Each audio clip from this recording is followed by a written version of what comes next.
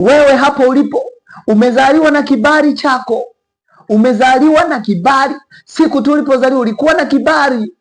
Leo hii yamkini unahangaika, unateseka, unajiuliza labda hauna kibali, hauna nyota. Hapana, ulizaliwa na nyota yako, ulizaliwa na kibali chako. Ila tu utaniona huko mbele tu, fuatilia tu, utanielewa. Utanielewa, nifuatilie tu, nisikilize, usinichoke.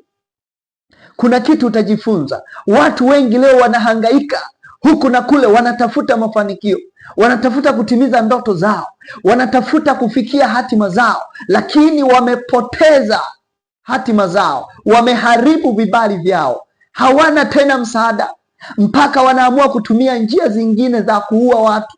Wanatoa makafara, wanaenda kwa waganga, ili lengo na madhumuni wapate vile vibali wanavyovitaka. Lakini nataka nikutoe ujinga, ndugu yangu. Ulizaliwa na kibali chako, una kibali chako wewe. Lakini je, kwa nini huoni matokeo ya kibali chako? Kuna mahali ulikiharibu. Utanielewa vizuri. Tulikuwa kwenye kipengele cha kuzaliwa, kipengele cha kuzaliwa, kibali cha kuzaliwa.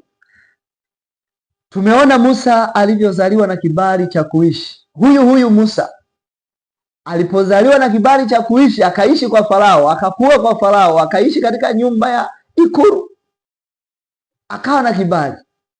Lakini yeye mwenyewe kwa mikono yake alikuja kuharibu kile kibali. Kwa mikono yake Musa mwenyewe aliharibu kile kibali. Alizaliwa na kibali ndiyo, lakini aliharibu kile kibali. Alikiharibu vipi kile kibali? Alikiharibuje kile kibali?